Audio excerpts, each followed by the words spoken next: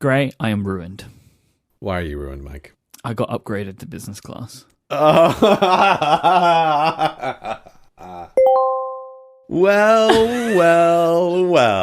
You know what I'm going to expect? I'm going to expect a big apology because you and many other people always give me grief about flying standby. But I didn't and trying fly to schedule standby. things to get an upgrade to business class. I'm not saying you flew standby, but you now have tasted the sweet, sweet nectar of business class. And you're telling me that you're ruined, so now I'm imagining you can understand why someone might make plans around even the mere chance of getting business class. If it is statistically proven that it is more likely for you to receive business or upper or first because of flying standby. Oh, it is. The way I fly, it is. Then I can understand now. Hmm. So I was in the airport waiting to board. Where were you? Where are you flying from? Where are you flying to? From Dallas to London. Okay, that's a pretty long flight. So I think on the way there it's 10 hours. On the way back it was like 8.5 or something. Mm-hmm. And I'm sitting in the airport. I like to be very early in airports. Very early. I like lots of time. Yeah, that's the only way to be. Drives everybody that I know in my life crazy. But like, for example, for this flight, I made sure I was at the airport like 4 hours before. Yeah, that's reasonable. I like that. I like to just take my time, but other people think I'm crazy.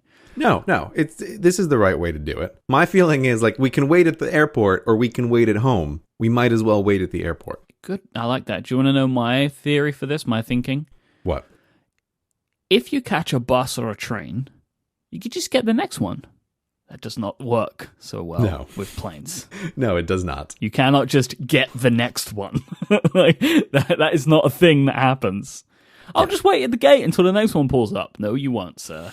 You will give us another $1,000, and then maybe if you're lucky, you'll get there next week. Mm-hmm. Yep. So I was getting ready to board. I was sitting at the gate, and they were like had an announcement go out, and they said a bunch of names, and they said my name. Please approach the desk for an important message. And I was like, oh no, what have they done? Like, am I not going home today? Went up to the lady, gave her my passport. She had like a real stern face on. She typed in a bunch of things. She gave me a ticket. She's like, you've been upgraded to business class. Thank you. And I was like, I expected the first time this would happen to there to be just a little bit more fanfare, like even just a smile. She just didn't care. So, but I cared very much because I was very excited about all of this. So business class is amazing. I flew with British Airways. Mm-hmm. So I basically had a bed that I could make up for myself. Oh, okay. Yeah. So this is the thing. Like business class varies wildly between airlines and also just between the model of planes. Like some business classes you get screwed and what you really have is economy plus from 30 years ago. Yep. But some business classes you get a space seat. And so it sounds like you had one of those. This was an older plane, so it wasn't super fancy, but I had like a little pod type area. There was like a divider between me and the two people that were on the other side. And I had a regular chair that had buttons that could basically recline me. And then it could go real down flat. And I had this foot thing that I could bring up. And I was able to sleep on the plane only for a couple of hours because the time was a bit weird. But I got 2 hours of good uninterrupted sleep. Sleeping on my side, as I like to sleep. On a plane, Gray. See? I am ruined forever. Yeah. Now you'll never want to fly again unless it's business class. See, so this is my thinking right now. Is I've been flying more and more recently in economy plus or premium economy, it's called in some places. I've been flying more and more like that because it is just far significant for not too much more money in some cases. Yeah, and especially for a tall guy like yourself, it really makes a difference. Yeah, you get the extra space. The cabins are more empty. People with babies, for some reason, don't seem to often buy economy plus tickets. Like that alone is worth it. You get like metal cutlery to eat your food with. Like you basically feel more like a civilized human and less like cattle. Yeah, exactly. So I'm luckily in a position where for a lot of the trips, I can afford it or they're business expenses. So, it works out for me. But now I'm thinking more about like for the really long ones, could I maybe fly business class coming home? That feels good because going there, you're excited to go. So it doesn't feel so bad. I'm thinking maybe coming home, a lot of the flights were like red eyes. Could I get a few hours of sleep? It will improve my life significantly. So for San Francisco, I'm definitely going to do it. And flying with a friend, and we're considering doing that together and doing Virgin and therefore going upper class. Does Virgin call it upper class? They only have upper. That's fantastic.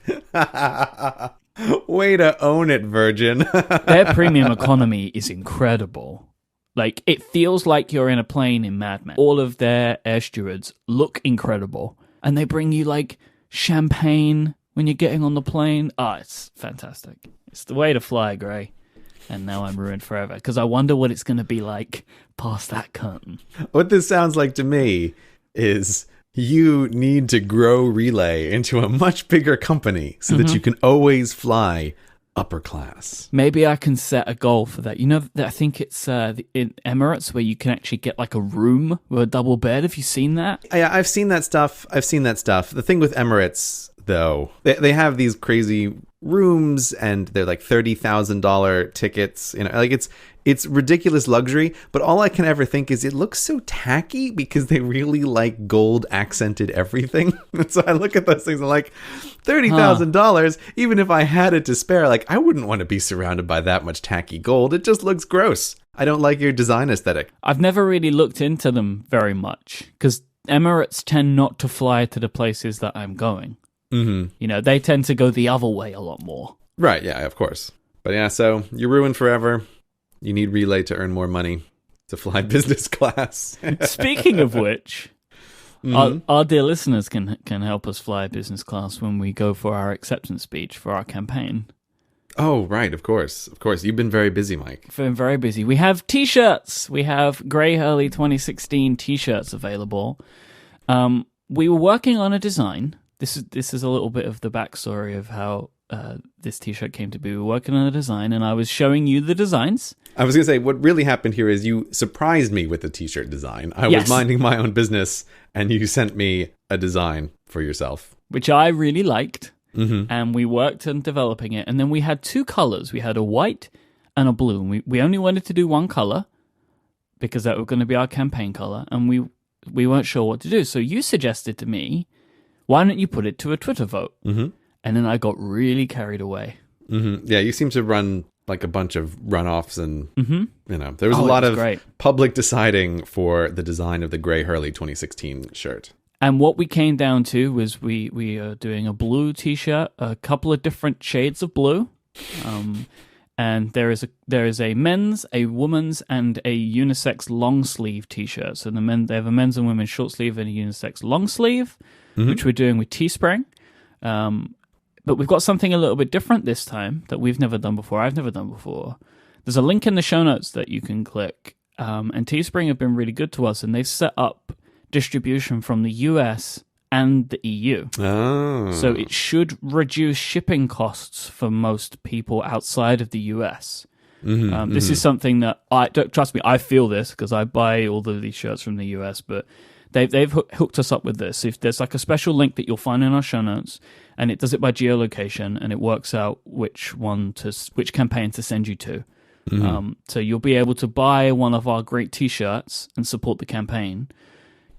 These are only available until April 1st, so this is the only time you're going to hear us talk about this. So if you want one, you got to go buy them because they will only be available until April 1st, and I think they look great.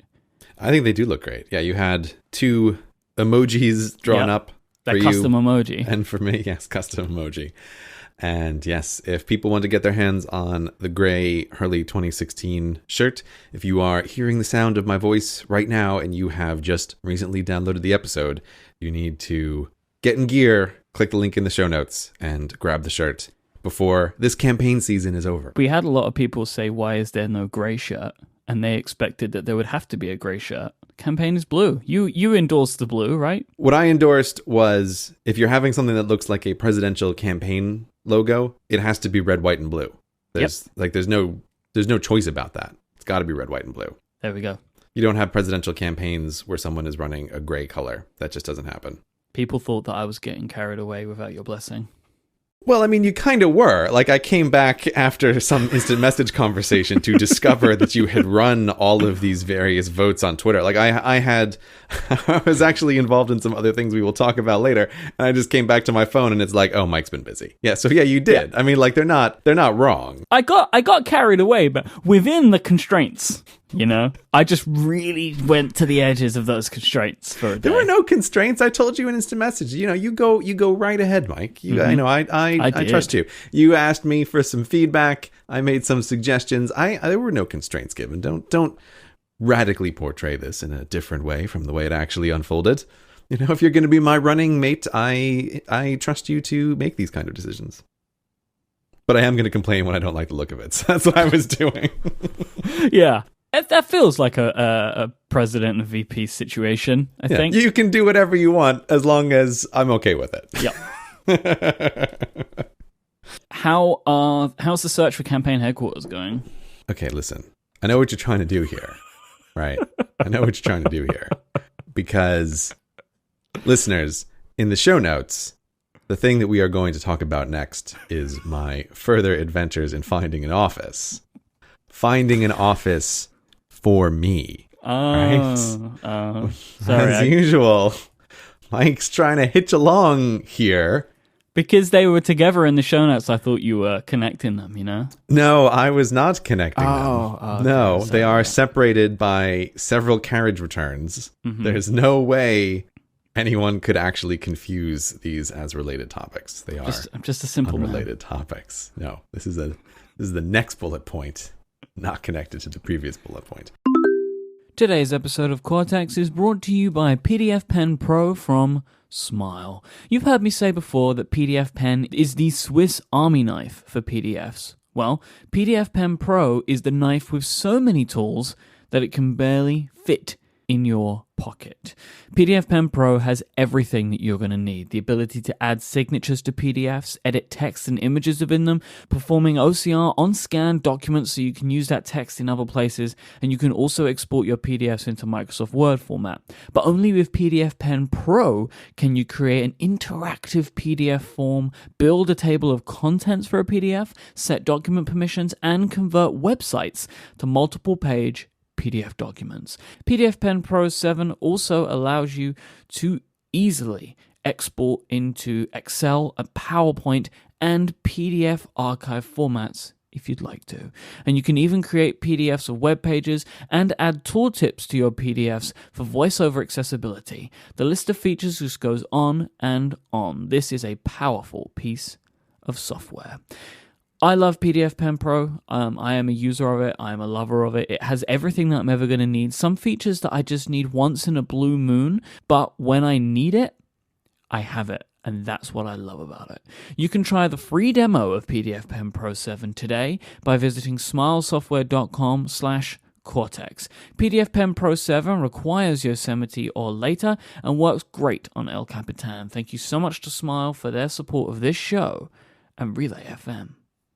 So, actually, I am not looking for a private office because I currently have an office. Yes, I know. Look at this. Yeah. Are you in it? Not right now, no. Okay. I'm in my house right now. Okay. But, yeah, you mentioned last time on the show about, like, surely there are services that can try to help you find office space. And long story short, that is essentially what I did. Was I was using like a website that specializes in trying to find people office space instead of just interrogating buildings or searching around and just trying to find things, which was not working super great. Mm-hmm. And yeah, it's been interesting because you know, when you are searching for anything, you have a bunch of criteria, and whenever you're having a hard time finding something, you know, like one of your criteria has to give. And so, as mentioned last time, I really, really, really didn't want anything that was not within walking distance. And that is already such an incredible constraint about like what is the exact area that I want an office in. Then you add in a couple of other things that I wanted, and it's like, oh, this is going to be a hard thing to find.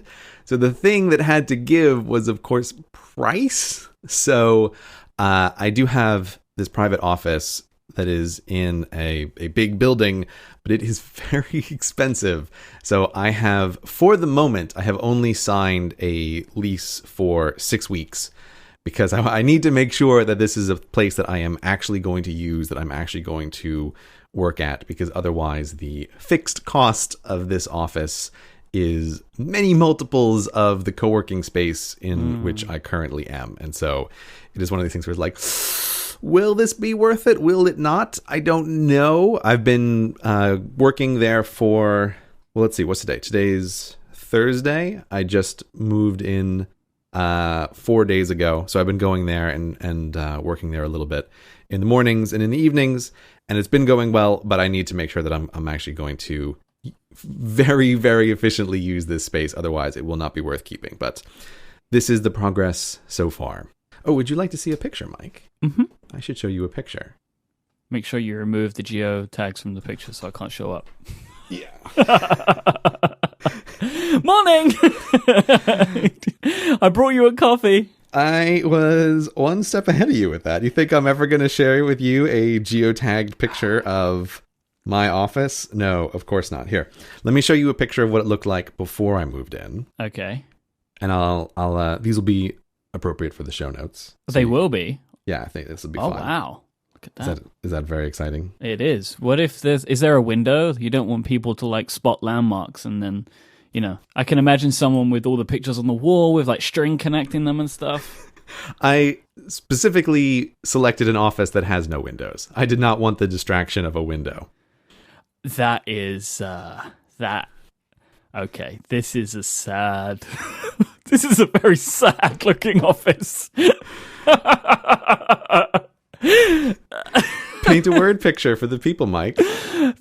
Basically, it looks like an interrogation room. I think that's a little harsh. No, there are 2 tables, there's a lamp, and there's no windows and a fluorescent light. That is very interrogation room-like. It's just a square room. There's 2 chairs, there's 2 telephones. There is some obscure artwork of a building on the wall. Yep, generic corporate artwork.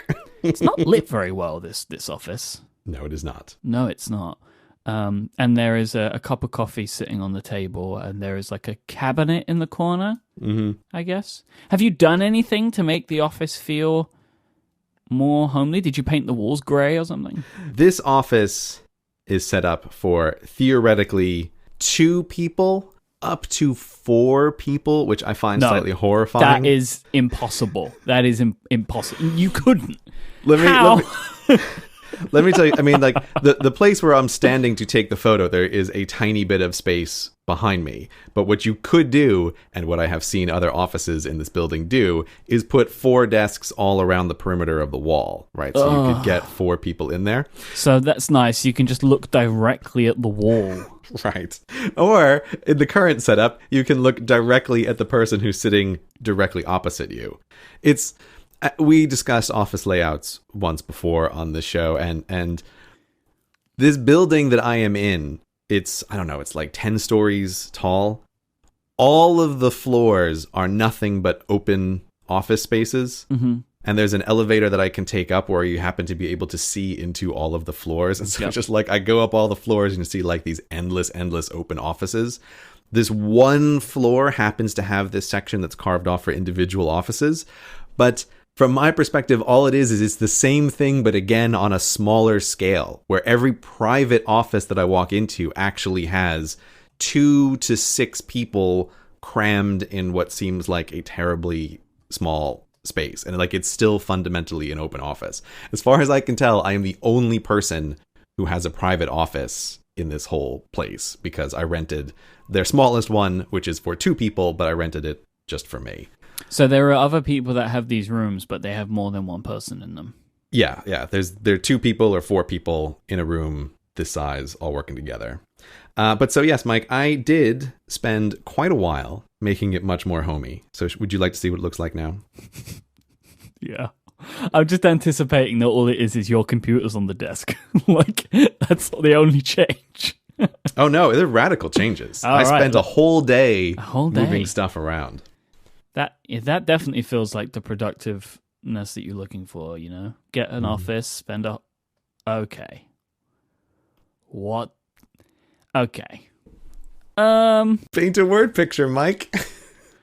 Okay, do you know what I can? If you look at the first photo and you imagine that all of the office furniture in that photo is actually a transformer, and in the second photo, it has taken on its fighting stance.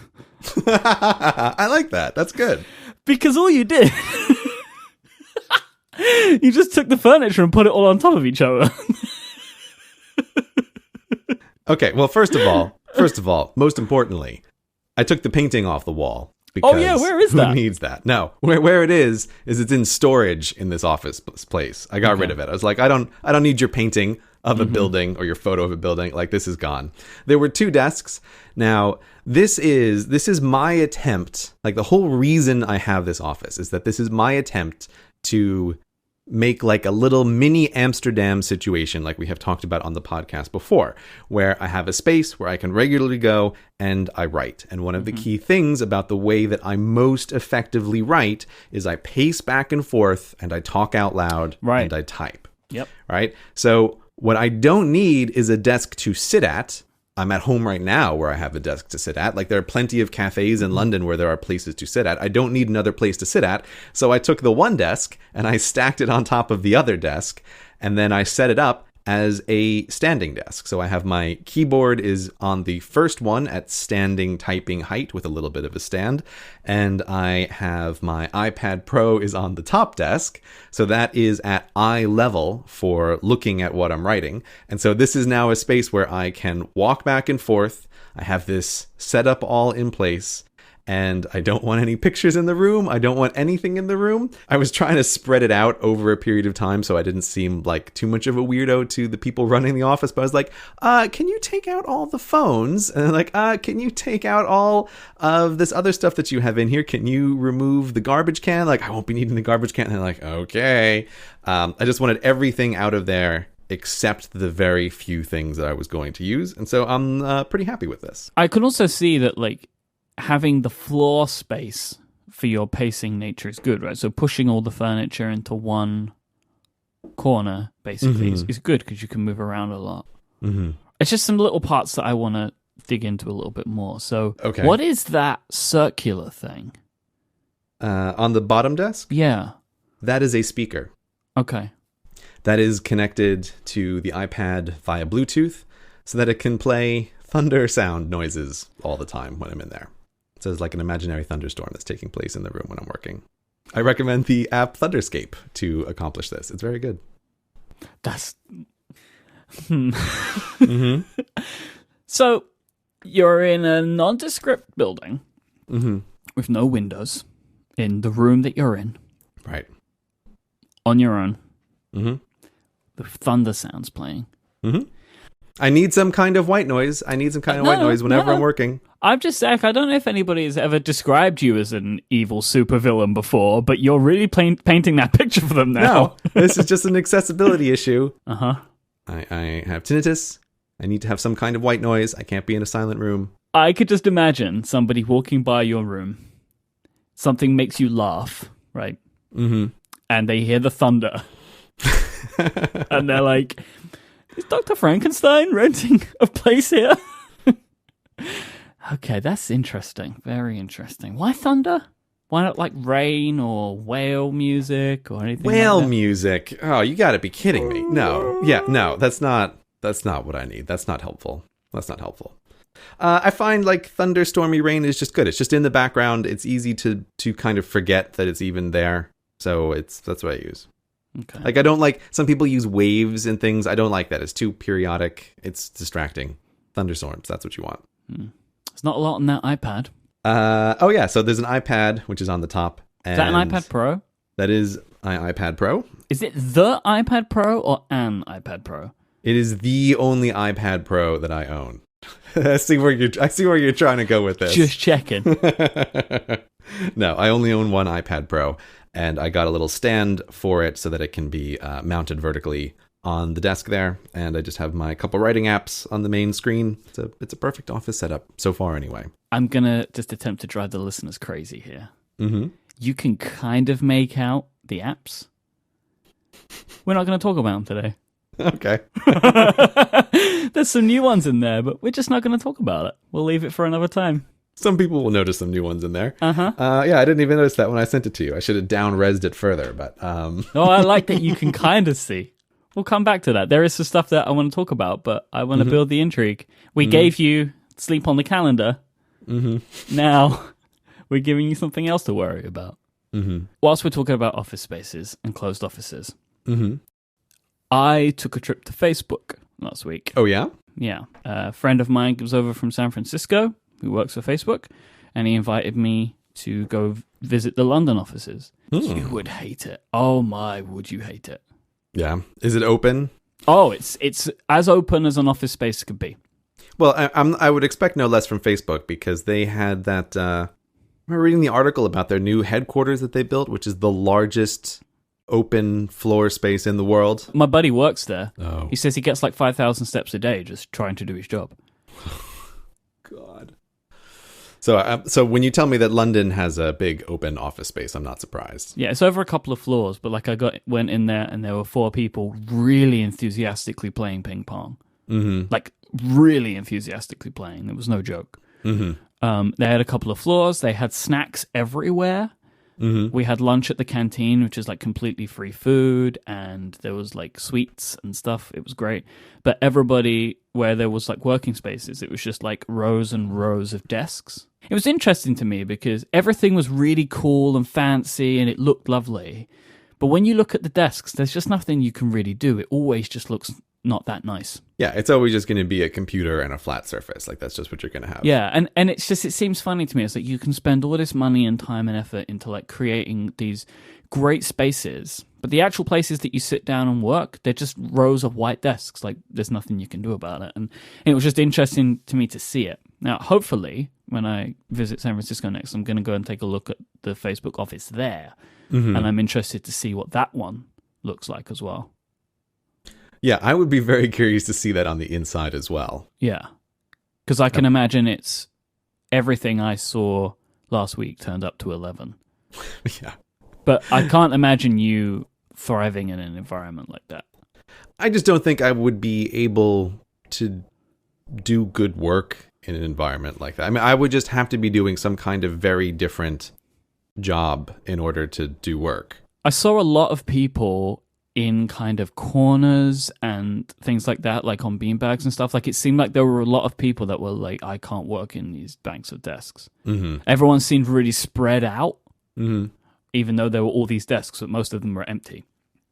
People were in other places. Yeah, there have been, let's just say there have been big open office environments that I have been in where I have noticed the same phenomenon. Like, there are tons of desks. There's clearly personal items on all of these desks. And as far as I can tell, every available space that is not a desk is the space that people are actually using to do work. Yep. Like, if they can get away from their desk, they are going to.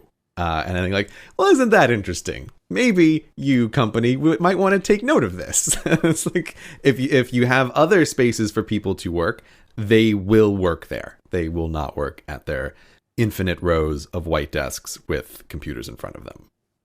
Just a thing to note, companies. Just saying. So the plan, Myke, with this office is that I'm going to be writing here. And so for the moment, what I'm doing is I am trying to treat this very much as like a holy, like a sacrosanct place. Like, I'm taking it very, very seriously, the idea that you go here, you're only going to do one thing, which is pacing and writing. And when you're not doing that, you're going to leave. So this feeds back into what we were talking about on previous episodes, that I am trying to teach my own brain, to train my own brain that, like, this is the thing that happens in this room. Nothing else happens in this room. We don't do emails here. We don't look at Reddit here. We don't do anything else, which is part of the very reason why I didn't even want chairs in the room. Like, I don't want the option to sit down, because if I need to sit down, I can do that plenty of other places. So that's what I'm trying to establish this, and I'm trying to build little little routines. Like when I'm walking towards this office, there's a certain landmark that I pass when it's like, ooh, when I pass that landmark, if I'm listening to music or podcasts or anything, like it has to go off. Like we have to get ready as we're approaching this place to start doing the work. And like all this stuff, I think like it sounds kind of crazy, but I'm trying to be super strict about it in the same way that like I was really aware that in that Amsterdam trip, it was very easy to feel like I'm being very serious about this and kind of taking away my own decision-making ability. Now, whether or not this works is a question that I will only have the answer to 6 weeks from now. So we'll have to see in the future, like, does this work? Because if it's just another office space, then it doesn't make sense for me to continue to rent it.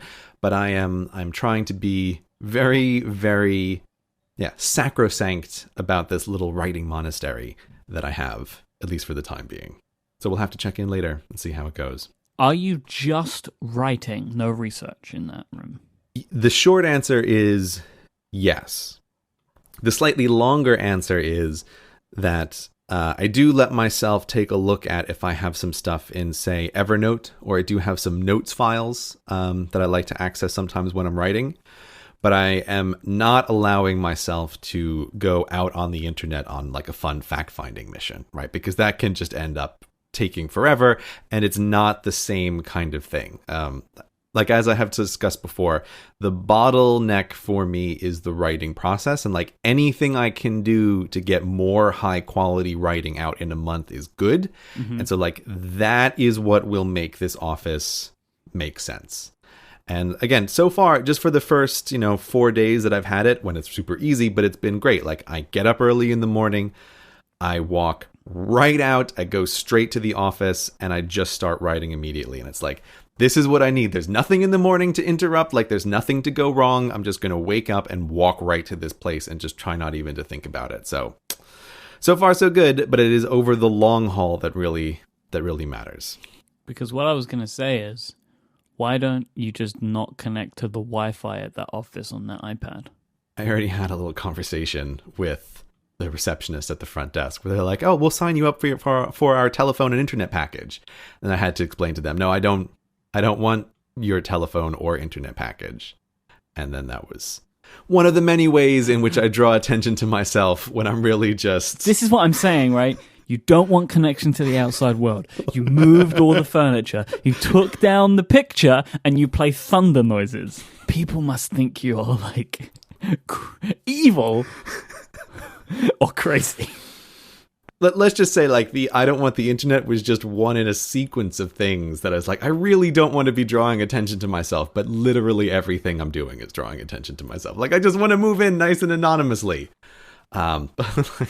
Day one, the manager comes in at the end of the day to see how I'm doing, and he takes one look at the place and he goes, what are you doing in here? Like, and at this point, I had pulled up part of the false floor to get at some of the wiring because I wanted to hide the telephone wires that were coming in. Like, I don't need to see these wires. Like, I just want to put them back under the false floor. Like, I don't need these wires.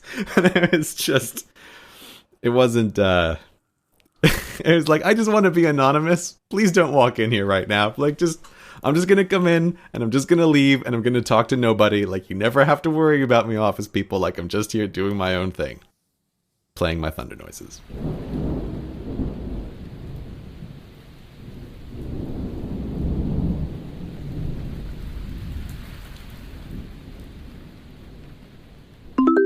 This episode of Cortex is also brought to you by Hover. Quite simply, Hover is the best way to buy and manage domain names. It's my place of choice and has been for years. It's the first place I think of to go when I have an idea for a new project. And in fact, just yesterday, I bought 2 new domain names with Hover for projects that I am thinking about under the hashtag #YearOfLessBracketsMe. I might not do anything with them for a very long time. I might not do anything with them ever. I don't know. We'll have to see what ends up happening. But what I do know is that I came up with 2 great names that I really wanted to grab. And so the first thing I did was I went to Hover, checked that they were available. Indeed they were, which is always exciting. And I got them immediately. And what I like with Hover is that when you want to grab that domain name, you never know. There might be somebody else in the world at this very moment also trying to get a domain name. But if they are using one of the other registrars, it's going to take them a long time to do it. With Hover, you can get that domain in seconds. It's just simple, it's clean, it's straightforward. You know what you want with Hover. You want a domain name, and they let you get it easy peasy. While they have all of the domain names you would expect, they also have just tons of the little ones and the funny ones like .coffee and .limos and all the weird things that are there. The domains that I registered happen to be one of the smaller domain names. So it was nice to be able to do that just through Hover. They have Who is Privacy for free so that you can keep your private details private. There's a Hover Valet service where if you're using an inferior registrar, you can get everything just moved over to Hover automatically in a way that you just don't have to care about. Hover will take care of it all for you.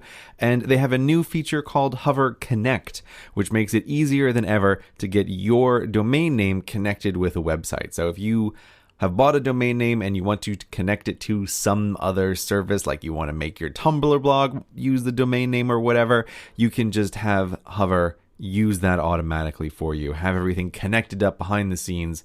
It's great. It's simple. So right now, go to hover.com and use the code creativity at checkout, and you will get 10% off your purchase at Hover and show your support for Cortex and all of Relay FM. There's tons of stuff that Hover has. I only talked about a little bit of it, but they're what I always use to register my domain names. So thanks to Hover for supporting the show. I think this is probably the first time this has happened. In between our 2 episodes, you released 2 YouTube videos. Yeah, I did. What happened here? Amsterdam happened. Yeah, partly. Like that's actually no joke. Like I was able to move both videos forward quite a lot during that period of time, and it just happened to work out that they were both finishing up around the same time. And you know me, if I have something done, I just want to release it. So they were finished a week apart, so I released them a week apart. There was the video, the second part to the America Pox video, right? Which I really liked that video. I have to say, I've seen that video now about 4 or 5 times for various reasons. Oh, excellent! Let's get that view count up. Yep, I think that might be one of my favorite videos of yours. It's interesting. It's interesting you say that because I'm not sure. I think that the section which is the very end of that video, the zebra section, like zebras versus horses, I think that might be the best thing I have written to date. That particular section. Yeah. I'm not sure if this is like my favorite video that I've ever made. I wouldn't say that. I still think Humans Need Not Apply is my favorite thing that I have done. But that little section about like horse herds hierarchy and like all the zebra stuff, like I think that just came out amazingly. And without a doubt, that was all done in Amsterdam. Embarrassingly, my favorite line from the video, which nobody appreciated, but I just loved, was the line about, for zebras, there's no such thing as society. When I came up with that in Amsterdam, I literally did like a little fist pump to myself in the hotel room. I was like, that's gold. Like, I love this. That's amazing, right? I was super excited about that. And like, nobody commented on that line. Absolutely nobody. No, because that wasn't the gold of the video, man. The gold is Top Chicken. Everybody loved Top Chicken, and nobody loved my For Zebras, There's No Such Thing as Society line. Like, if you go back and you watch that video, you can hear me really sell There's No Such Thing as Society in the reading. But it's like, nobody cared. This is where you just never know what people react to. That delivery of Top Chicken, though. That's what... No, we're Top Chicken. And it zooms in on the grey face. Perfect. So that's why I think I like this video, is there were lots of little flourishes in the delivery and the animation that I really enjoy. And I've spoke about these on this show before, like the things that I really like the visual jokes that tie up with something that you're saying. And there were a lot of those types of things in there, like the way that the llamas were jumping out of the pen and a lot of the stock footage that you used really tied up very nicely. There were just lots and lots of little parts of that video that I really enjoyed. And the more I watched it, because it's quite a complex one, the more times I watched it, the more times I understood what was going on and also enjoyed a lot of the little details. Yeah, I have to say that one I'm pretty pleased with. I probably haven't been as pleased with the release since the Netherlands video I did. I mean, many years ago now, where the Netherlands one was the first video I made where it felt like, oh, this was just smooth sailing from start to finish. Like I had an idea and it came out pretty much exactly the way I wanted. And this one, it wasn't smooth like that, but it is. Most of the time when I'm releasing a video, I feel like, oh, thank God, like this is over and it's done and I can just put it up online and I will probably never watch it again because I kind of cringe about it. But this one is one of the ones where it's like, oh no, this is great. Like I'm pretty happy with the way it came out. Like it worked out well in the end. And so it's up and it was much more of like a happy day of like, oh, well, I'll release this to the world. And then also people will stop yelling at me for the second part of the America Pox video, which I was getting a lot of on Twitter. I cannot believe that you got it out as quickly as you did. You never know with me. You never know what's going to happen. I was expecting at least 2 more videos before part 2. I like to keep people guessing, keep them on their toes. And then you released the Star Trek Transporter video. Yep. Which I know is one you've been working on for a very long time. Yeah, really long time. That one's been in the books. These 2 videos are actually quite similar to me in some ways because both of them are not so reliant on my drawing anything. Like the America Pox Part 2 is largely stock footage. And then the Star Trek video is entirely the artwork of Canute, who I've worked with on several projects before, including the Lord of the Rings videos and the single transferable vote video. So both of these have a very, very different style. But I wanted to look today and think like, oh, when did I really get started on the Star Trek video? And I went back into the Slack that I use for people that I work with. And I got the first concept drawings from Canute on October 11th for the Star Trek video. Okay. Was the very first time I had approached him and I asked, I want to do something on Star Trek. Give me a couple of visual styles, and he dropped something in the Slack. I mean, what is that now? Like 4 months ago? Mm-hmm. It's a long time ago from the current day. So these things are in progress for quite a while. So, I mean, this answers one of the questions that I had, which is, would you consider doing more videos in this style? Because this animation, oh my word, it's so fantastic. It's just superb. Yeah, Canute does an amazing job, without a doubt. I mean, that's why I like working with him. His depiction of you, I love it. You know, like just the giving that character more life and making it more human. It's not an easy task to take something that is a stick figure and then say, how are we going to represent this in a more fully fleshed out way, while still keeping what is recognizable about it. But he totally succeeded. Like even more so than that, taking something that is iconic in its own way. Like to the people that are familiar with you and like your work, the way that you portray your character in the video is a massive part of it. Mm-hmm. And he really evolved that character just excellently. I think it's fantastic that like the life that he brought to it. Like one of my favorite parts is when you're crying on the sofa, like in the fetal position, and it's like that is such a great depiction. Yeah, I just thought the whole thing was fantastic. That right there is a great example of like, okay, so people want to know like, oh, why did you use this different artwork? Like, why didn't you do it yourself in your own stick figures? For both the Star Trek video and for the domestication video, they had the same thing in common of, man, if I was going to sit down and actually try to draw out these videos in some way, there are many parts where, one, I just simply wouldn't have the artistic ability to do so.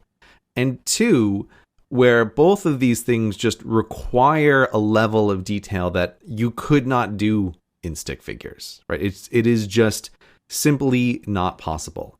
And this is the same reason why I went to Canute to do the Lord of the Rings video, because when I was going through that one, I thought like, oh, let me do a video about Lord of the Rings, and I want to talk about Ents and elves and men and hobbits and all this stuff. And I realized really quickly, like, you know what? You can't do this with stick figures, man. Like there's not enough that looks visually different.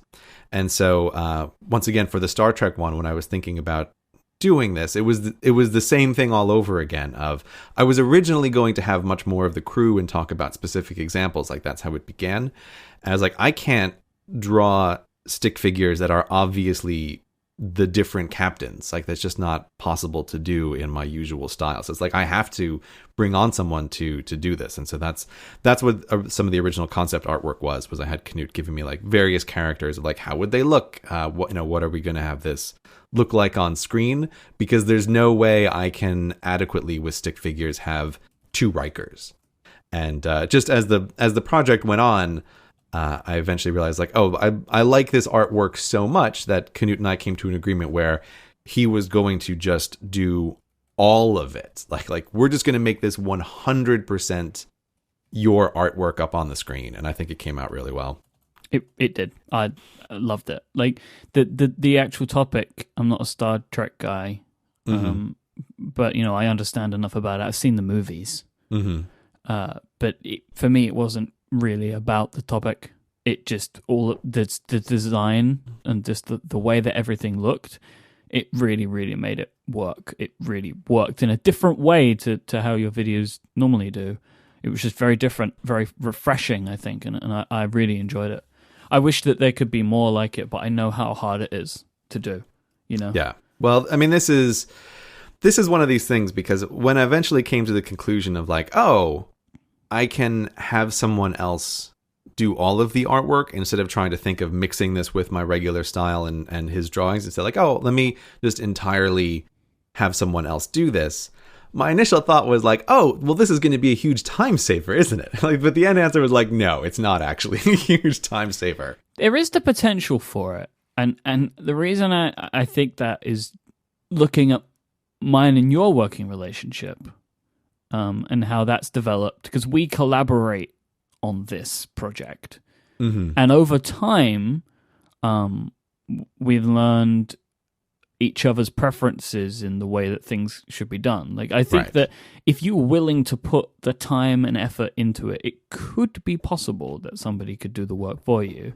And especially if, the thing that you're best at and the thing that takes you the longest is the writing, then you could focus completely on that and have somebody else help you out with the artwork. So I was thinking about this, and it's like, okay, the way that I was currently working was we were going back and forth about the art. He was sending me stuff, almost all of which was like, it's amazing, do more. Or we'd like have a back and forth about how things should be represented and the rest of this. And ultimately, in the end, what I got from Knut was about 100 drawings, vector drawings for the various scenes. But even then, the additional thing which takes up a huge amount of time is that he is not the animator. I am still the animator. And so even though I have these drawings, because they're vectors, each drawing can be broken down into the various elements. And then I am animating the various elements. So anytime something moves on the screen, anytime something fades in or fades out or has a wobbly effect or whatever, like I am doing all of that. And so what I have sent you, so that you can see, and will be in the show notes for the listeners, is what the video looks like on my end to animate when I'm working with it in Final Cut Pro. And so while I start with 100 drawings, in the end, there are probably somewhere between, maybe 200 to 400 animation elements of where I'm saying, okay, this transition happens now. This special effect comes on screen.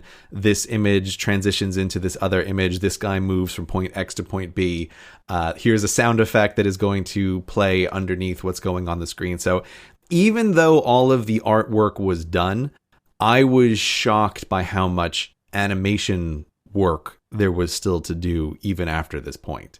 So if I was ever to try to completely outsource all of this, it's like I would need an additional person to be the animation person. Like it can't just be the artwork, because it's surprising. You think like, boy, 100 images, it sounds like a lot, but if you just have the images on the screen over the course of 4 minutes, like it's not actually nearly enough action that's taking place. Like you need to have more going on to keep it interesting, hence all of the motion or all of the transitions or all of the effects. a little later on, or in a moment, we're going to be talking about Creativity Inc. and focuses on Pixar, which is a movie studio and an animation studio.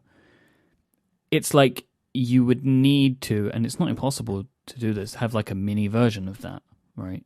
So like you would come up with the story, you would maybe do some storyboards, and then have an animator, have like an artist and an animator put them together for you.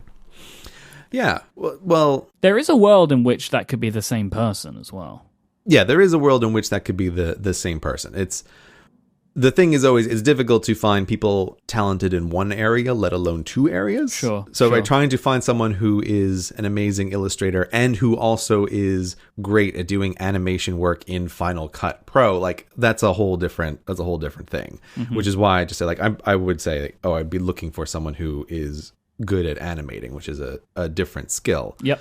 But yeah, of course, like I am never under the illusion that like I am somehow like a magic person who is doing unreplicable work. Like most of the people I know are working with teams. Like it's interesting and weird that like I know very few YouTube people who don't have teams around them at this point. Like I am one of the very few people I know who is genuinely a one person YouTube operation at this scale. Yes. Who doesn't have employees, like permanent full-time employees.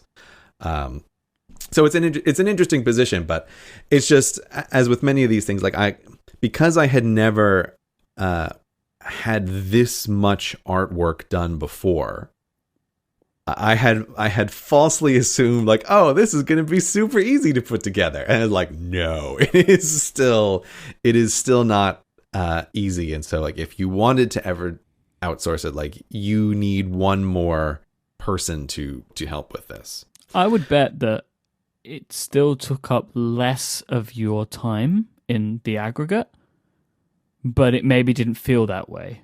The question is, did it take less time than it takes me to animate an average video?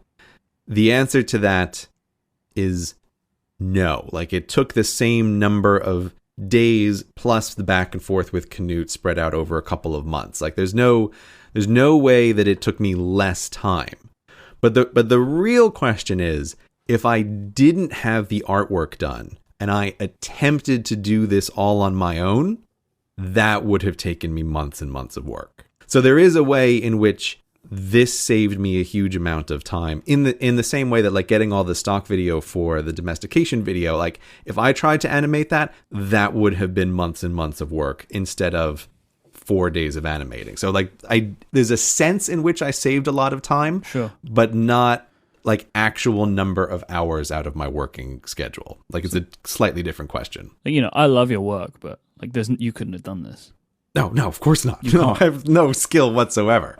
You couldn't even come close to it. Like, no. You wouldn't be able to do it. And I'm looking at it now, 1 week, 1.4 million views. Yeah, it's pretty good. Maybe it was worth it.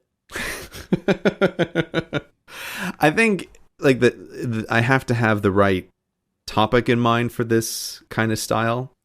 Like, I don't think that I could just generally say like, oh, I'm always going to do videos with all of this artwork. Like if I'm ever doing something that has anything to do with countries, I always want to use the country girls that I have. Like I love the way that looks. I think that's a real signature style at this point. Like I'm always going to want to do anything that has to do with countries using those particular stick figures. Okay.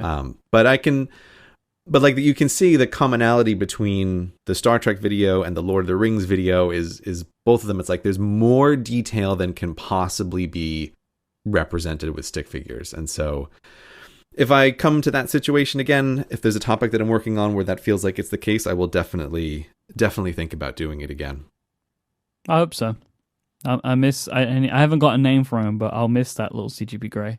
Maybe he'll come back someday. I hope so. I would like to also thank Igloo for helping support this week's episode. Igloo make the intranet you'll actually like. Well, what does that mean? Well, it means that you have the tools to create an intranet that looks and works the way you want.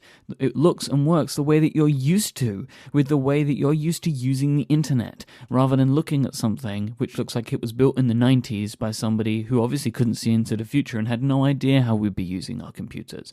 Like, for example, now we're able to do work wherever we want with our phones and tablets and laptops. Igloo works on all of them. It has responsive design, so it's going to work everywhere and you can do everything. You can manage your task list from your iPhone. You can manage your projects and speak to your colleagues from your Android tablet. It doesn't matter what device you're using. If it can connect to the internet, you can use Igloo.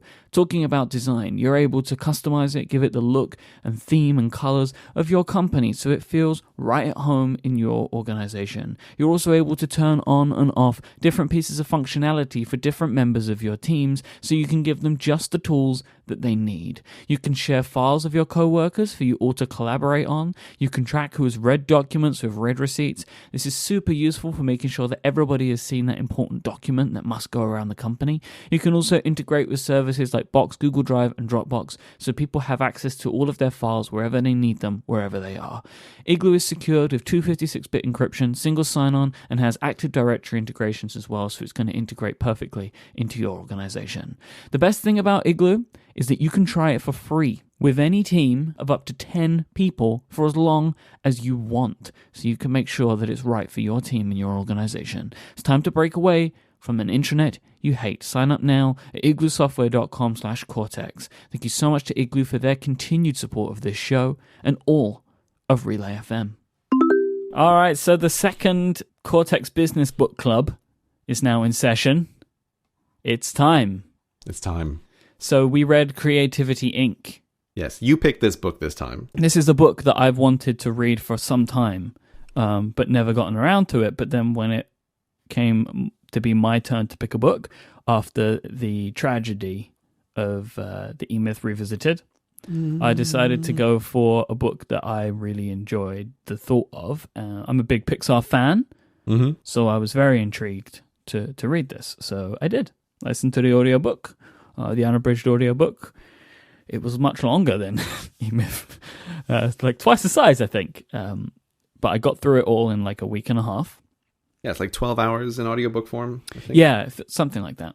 Looking through my notes, I originally read this back in November 2014, according to all of my Kindle highlights, back when I was still reading books on Kindles with their appalling typography. And so I hadn't read it since then, and I also I re-listened to probably about 80% of the book this week on audiobook, and then I sort of skimmed the last few chapters as well. So I reread it recently, although you may have some more detail towards the end than I do. And I also have all of my notes from last time. It's a funny experience to reread a book like this because I'm listening to it in audiobook and I think, I read it the first time, right? But I'm listening to it in audiobook now, and I'll hear the author say something, and I'll go like, "Oh, that's an excellent point." And so I open up my Kindle app to highlight that section, and I realized like, "Oh, right, 2 years ago, me thought the same thing and highlighted exactly the passage I'm going to highlight." It's just a funny experience. Like, "Oh, look at me," and past me agreeing on what is an interesting point. You're so clever, me. Yes, me. Yeah. Don't we agree on the importance of this passage? So smart. Yes. But so tell me, Myke, you as this is your first experience with Creativity Inc. What did you think of the book? It wasn't completely what I expected, and very different to other books that I've read like this, because it was a lot more biographical. Ed Catmull tells his story, and through telling his story, hits upon some of the things that have been important in helping him build and manage and run Pixar and now Disney Animation. So it was unexpected, but I think I enjoyed it more because of that. I like biographies of people that are interesting or people that I respect. And whilst I have only known a little bit about Ed Catmull from other books, mainly Apple books, because there's obviously a big crossover. Right. I respect the company so much that he was basically, it was kind of like the biography of him and Pixar together. Yeah, without a doubt. Yeah, there's a ton of early Pixar stuff in this, and also like where does Ed Catmull come from? How did he end up to be in this situation? And also, there's a lot of Steve Jobs related stuff in this, especially the afterward. That whole section is basically Ed Catmull telling his story of Steve and why the stories that have been out and circulated aren't the full picture of the man. It's a fascinating part. It's got nothing to do with the creativity part, which is why it lives right at the end. It was a good place to put it.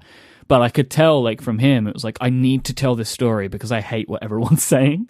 Yeah. It was a total non sequitur to the rest of the book, but I was like, this is the most logical place to put this section about what is his impression of Steve Jobs. So in a similar way to how we went through the last one, I'll kind of go through my notes so it kind of follows the book chronologically. One of my favorite things, and tying back into the biographical part, is that this book is about a man who had a dream, who achieved it. Right? The idea of wanting to make a computer animated movie, when he started out, it was impossible. You couldn't do it. But he wanted to do it and then did it. And I love those kind of stories because I think that there is something nice in knowing that people achieve their dreams with the right amount of work and effort. I think that is a good story. I think it's possible. You know, I think that me and you have both done that to certain degrees. I expect quite a lot of people listening to the show have people that have creative work. It usually tends to be part of a dream or a long-term goal. And I also assume there are probably quite a lot of people listening to this show that have one they're trying to achieve. So I think it's always good to hear these stories of people that have something that they want to do and then go out and do it. So this is a good one for that, as well as a lot of the lessons that Ed tries to teach. Yeah, I agree with that, and this is a time to just interject. Since a lot of people after our last book club episode wanted to know, like, why the hell I would read a book like that, like the E-Myth Revisited, and why I would read these business books, even though people often hear that I don't have always great things to say about them. But I think that this falls into the category of, like, when you are reading, you are shaping your own mind and you are shaping, like, the kind of person that you can possibly be. And this falls into the category of, like, if you want to do something different, it is useful to read about people who have done things differently. Right? Like, whether or not the particulars of their situation exactly matters for your situation is not relevant. It's a case of, like, showing your brain, like, oh, okay, here's the story of this person and how he went to achieve an unusual thing. And, like, here is the way he did this. And look, brain, like, this is a thing to think about. Like, I'm going to keep exposing you to this idea over and over again, that, like, people can achieve things and they can reach their goals, and, like, here's how this person has done it, here's how maybe that person has done it, and you, brain, like, pick from that what you think is useful. But just be aware that, like, it's almost like you want to create for your own single brain, like, a culture of success, right? Like, things can happen well, brain, and just be aware of that. And that's why I think these things are useful to read, and why I've been reading them for, many years at this stage. Catmull himself is also pretty critical of business books, which I like, and multiple points in the book talks about why a lot of these types of books are pointless, right? Which I really like. He just addresses it, and he's like, look, a lot of these things don't really help people. They're full of empty lessons. And, like, even at the end, he kind of distills a lot of the things that he believes in into simple sentences. And he's like, these aren't statements that are true. They are what I think of as talking points and places to go from. So, like, look at all of these lessons, these takeaways, as they would be called in other types of books, as food for thought, rather than just, like, lessons I'm trying to teach you. And I quite like that approach. I agree that perhaps one of the values of this is not so much him telling you here's the way to do it, as opposed to him describing lots of the other people he works with and how they think about things. And it's a bit of a, like, when you are reading it, he's just like throwing a whole bunch of stuff at your brain, and maybe some of it will stick and some of it won't. But, you know, he talks about like, oh, here's how Brad Bird thinks about making a movie. Like, this is not how I think about making a movie. I think Brad Bird is wrong, but he made The Incredibles, right? And so, like, you take from that what you want. And then he goes through a bunch of the other directors and talks about, like, here's how this person thinks about it. Here's how that person thinks about it. And, you know, it's like some of them think about like they're on an archaeological expedition and they're uncovering things, and others imagine it as though they are building a structure brick by brick. And he's just going through how other creative people he works with think about their own work. And like, maybe some of that will resonate with you and maybe some of it won't. But the book is not super prescriptive. He doesn't have like a 1, 2, 3 punch for here's exactly what you need to do. I've kind of recorded in that vein a few of the things that spoke to me of what he had instituted at Pixar. Mm-hmm. One of the clear themes that runs through this book is the idea of giving creative people autonomy to create. Mm-hmm. Like, provide them with the resources that they need. Don't try and box them in, and let them see what they can do. And that's such an interesting thing to me. A lot of what I'm going to be basing my thoughts on is the companies that I have worked in, and how different they are to the way that Catmull describes how he builds his company. And the idea of kind of like, and there's a lot of this, like, give people challenges, see how they do with them. You know, he talks about hiring good teams and giving them good work, and you will get great stuff, rather than hiring like mediocre people and giving them things to work on. You're just not going to get the results out of them. And there's just a lot of give people the autonomy that they need to allow their brains to work and come up with something interesting. So I guess this is where I have to ask you, as the company man of the podcast. Yeah. This strikes you as different from the places that you're familiar with? Oh, yeah. Yeah. Okay. So, because like, this is my rereading of the book, I was much less charitable toward it than the first time I read it. Okay. And this was one of the places where I kept thinking like, yeah, duh. Like, right. Well, it's not like that. Yeah. Like, it's hard to find creative people. And when you find good creative people, let them do what they want to do. It's like there were plenty of times when working with Canute where I was like, I don't have specific instructions for you, but like, you just keep going. Like, the whole reason I'm working with you is because you are talented. Like, that's why we're here together, right? And like, I trust you to do stuff, so go. Like, just run with it, man. And so like, when I was reading this, I was feeling a bit like, yeah, of course, at Catmull, like, what else would it be? But it sounds like you know what else it would be.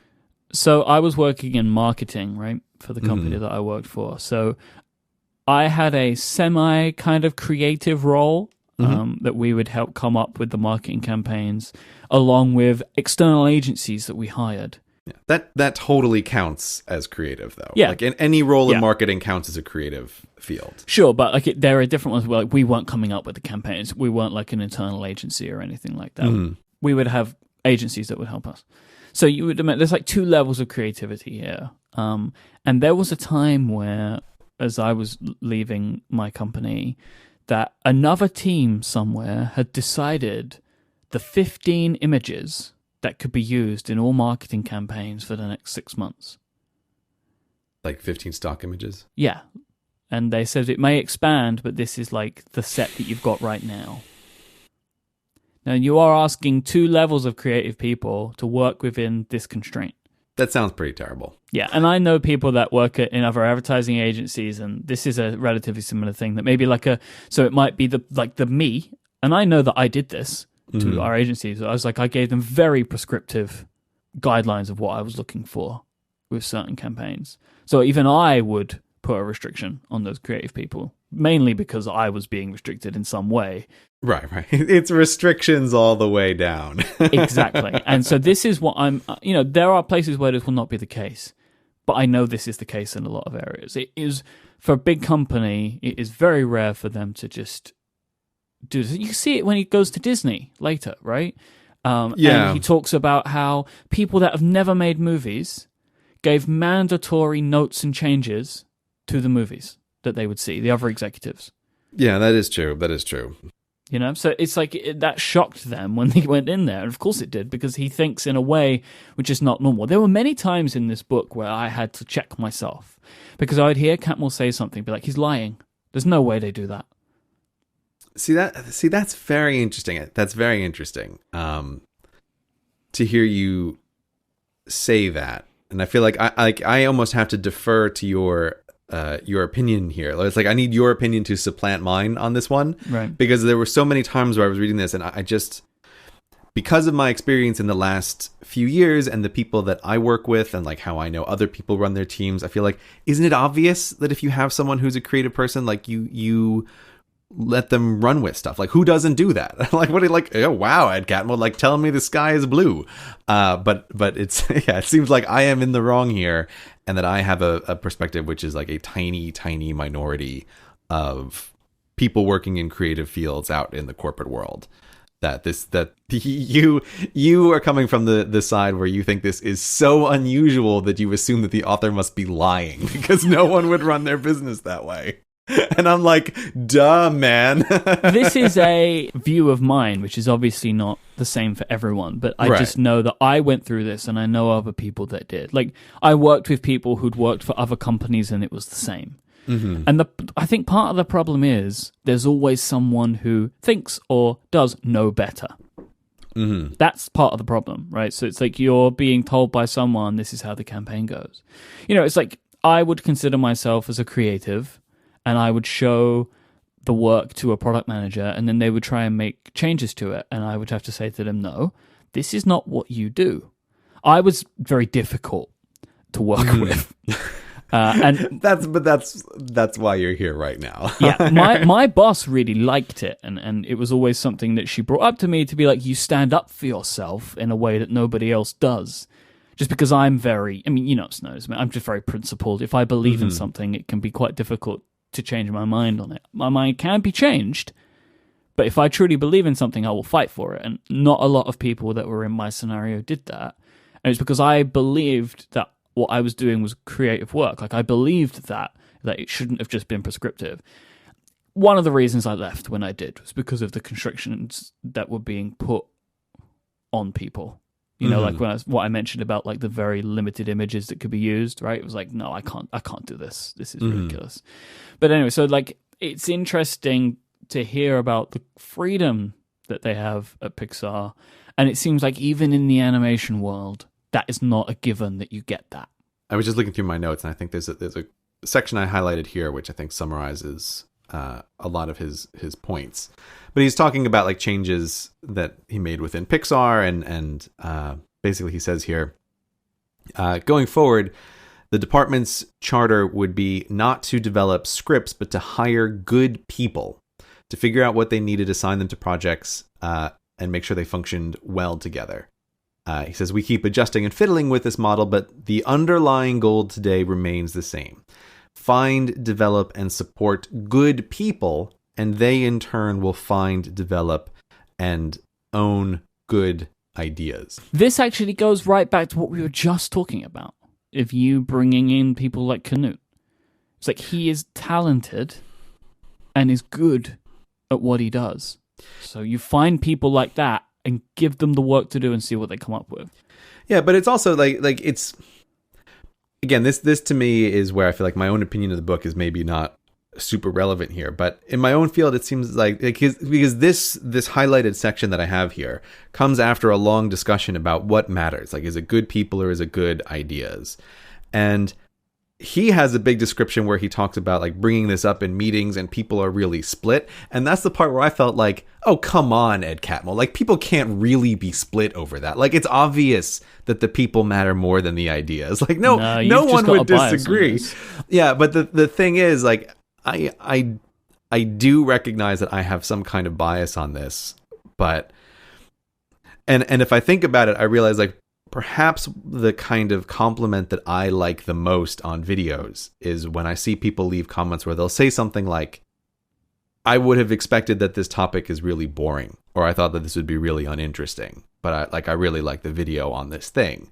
And I think maybe that's partly why I have this clear feeling of like, it's not the topic that matters. Like, I know lots of people who make videos on topics that you would think are boring, but the way they make it is the thing that makes it interesting. So it seems really obvious to me, like, of course people matter. But then again, if I think about it more, I realize, like, all day long, people want to pitch me on good ideas for videos to do. And it feels like, oh no, but it's not the idea that matters. Like, it's the execution that matters. So I wonder if this book made a real big impact on you the first time you read it. Because you have basically said that to me at one point.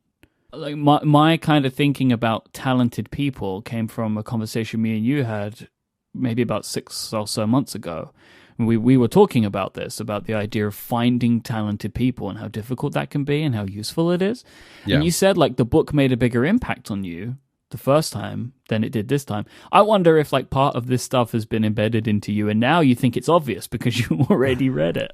Well, I'll tell you, I mean, here's the thing. Here's the thing for the listeners, which is the short version of my thesis here that I have, let's say I have discussed with many people in many different circumstances, is that I am always trying to beat the drum of talent is rarer than people think it is. And that I often run up against people have some expectation that, like, there is talent just everywhere waiting to be found. And I do not think that is the case, but that is in no small part, like, I am totally aware that idea was first dramatically and unwelcomely introduced into my brain through my years of teaching. Like, some kids, you know what? Yeah. Little Tommy's never going to be an astronaut. Oh, poor Tommy. This is a battle that originally came out of my teaching days, of much against my own beliefs going into things. Like, I was forced to come to the conclusion that, like, you know, not everybody's a winner. That's just not the way things are going to work. And that has been since extended into, like, the entertainment field, as we have discussed on previous podcasts, is a bit of a weird special case. And it's like, even thinking, like, reading about the early Pixar stuff is very interesting. But I was also just so aware of, like, yeah, but you just totally lucked out with your first 3 directors. Like, Pixar had great people working on those first 3 movies. And if they didn't have unusually successful people working on those first few movies, we wouldn't be talking about Pixar today. Well, okay. So, yeah, they did, but these weren't traditional movie directors. Like, they were developed by Pixar, discovered by Pixar, given a chance by. So I think it's completely luck. Well, it's interesting because there's one part in the book where Ed Catmull addresses this exact thing, where their first 3 directors were not traditional directors. They're people that Ed was working with. And that when they started bringing on more directors, like, he ran into this same thing of, like, oh, I'm sure we can just, like, turn people into directors. And there's a little part in the book where he's like, actually, you can't. We tried it, and it was when he talks about the whole part of, like, trying to set up a separate part of Pixar, right? That's working on, what movie were they working on? Toy Story 2? I think it was, I don't remember what it was, but there's a few parts where, and I'm just, like, you're trying to read between the lines a little bit, because Ed Catmull is, you know, he's very nice talking about everybody, but you definitely get the feeling that, like, after their first 3 directors, they spent a little while, like, kind of floundering, trying to bring the next people on. You notice the point where he doesn't name someone. When he doesn't give a name, he's about to slam them. He doesn't slam them, but it's just like, how interesting you are, unmentioned brave director. Like, it's, you know, just like, who are you? Who knows? There's a few points like that, and so I guess what I'm just saying here is, like, Pixar is also in an interesting situation where, by definition, they had to be really lucky at the start, right? Like, and that is almost true of any entertainment venture. Like, you have to be lucky at the start. And then I think the interesting fundamental question of Creativity Inc., like, almost like the thesis of the book, is very clearly, like, can Pixar survive the replacement of its founding members? Right, like, those original people who were on board, can they engineer a system that will outlast them? I think that is the heart of the book. Yeah. I think it's an open question about whether or not they have. Like, reading through it the second time, I felt very much almost like less convinced that they have accomplished that than the first time reading through the book. Like, I think they've given it the best of all possible shots, but they also still haven't had a complete turnover of the original people working there. And I was looking through some of their upcoming projects, and it's like, oh, interesting. You're bringing back Brad Bird to work on Incredibles 2 in future. And so I was like, we won't know the answer to this question of, will Pixar outlast the original team? Or will it, like Disney did, go through like a half century of wandering in the wilderness after their initial founder was lost? Well, one of the funny things right now is that Disney is producing better movies than Pixar in some places. I think that is also the interesting context of reading this book 2 years later than when I first read it. Yeah, what something that really annoys me in the book is they keep talking about failure, like we need to have a failure, but they don't address that. Like Cars 2 that was is a failure, but he doesn't talk about it. Cars 2 is the huge elephant in the room of this book, right? There is... Because that movie was out and had flopped.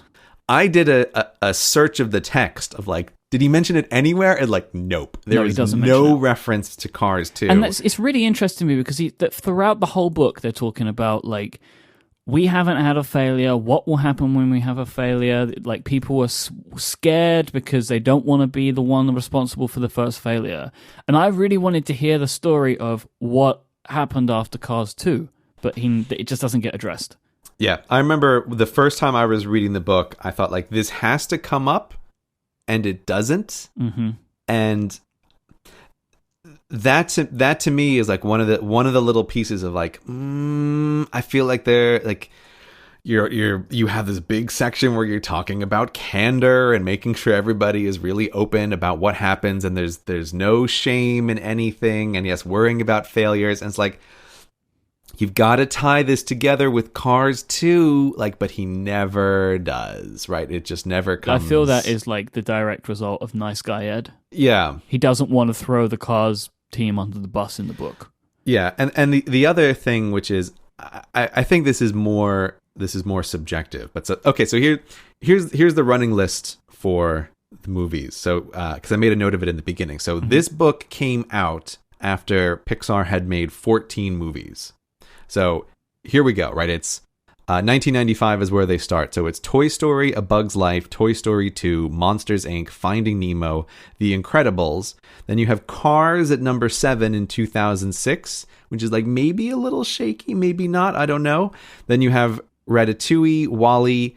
Then it's Up in 2009, Toy Story 3, Cars 2 years before this book, Brave 1 year before this book, and Monsters University is the last movie that comes out before the book is published. I gotta say, like, I think the second half of that list is weaker than the first half of that list. Monsters University, I really like that one. I have to say, I really like Monsters University. Precisely, to look at this, we're going to tie it back before, because the fundamental message of Monsters University is you can't always be what you want to be. Like, sorry, Mike Wachowski, you were born not scary. Like, you got to figure something else out. No amount of studying is going to make you scary, Mike. You know, it's like the dean is portrayed as the villain, but she's not wrong. Like, you're not scary.